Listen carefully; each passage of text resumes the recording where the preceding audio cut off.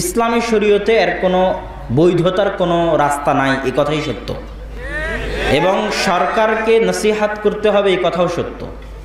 কিন্তু এইটার কারণে সরকার কাফের কিনা তখন আপনাকে দেখতে হবে যে এটা প্রকাশ্য কুফরি কেমনে বুঝবেন।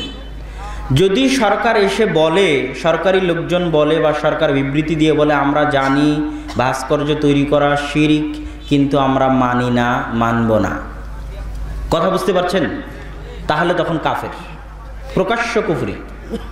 কিন্তু দেখবেন যে সরকারের যারা লোকজন আছে, মন্ত্রী পরিষদের লোকজন আছে, তারা বলতেছে যে ভাস্কর্য তৈরি করার পক্ষে, জায়েজের পক্ষে কত দলিল আছে, সব দলিল সরকারের সবার মুখস্থ আছে, কথা বুঝতে পারেননি? তাহলে তারা সেটাকে জায়েজ করে করতে চাচ্ছে, কথা কি আমার বুঝতে পারছেন? তারা বলতেছে না যে ভাস্কর্য শিরক মানি না, বলতেছে ভাস্কর্য তৈরি করা জায়েজ, দলিল দেখো কোরআনে। টিভি খুললেই দেখবেন কত দাড়ি টুপিওয়ালা হুজুর আছে যারা ভাস্কর্য জায়েজের পক্ষে ফতোয়া দিচ্ছে, আছে না? এবং এমনও আছে যে বলতেছে আমি ঘরে বসে আলেম হয়ে গেছি, আমি তোমাদের চেয়ে বেশি বুঝি। কেউ তাহাজ্জুদের সালাতও আদায় করে।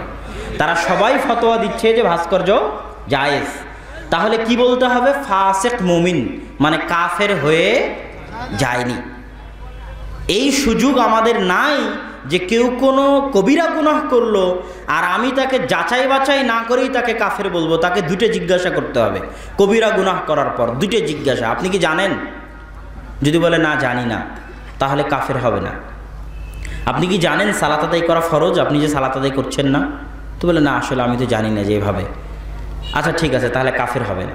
আচ্ছা আপনি জানেন সালাত আদায় করা ফরজ? হ্যাঁ আমি জানি, করছেন না কেন? এবার যদি তার কাছে তাবিল থাকে, এটাকে আরবিতে বলা হয় তাবিল, যে আসলে করার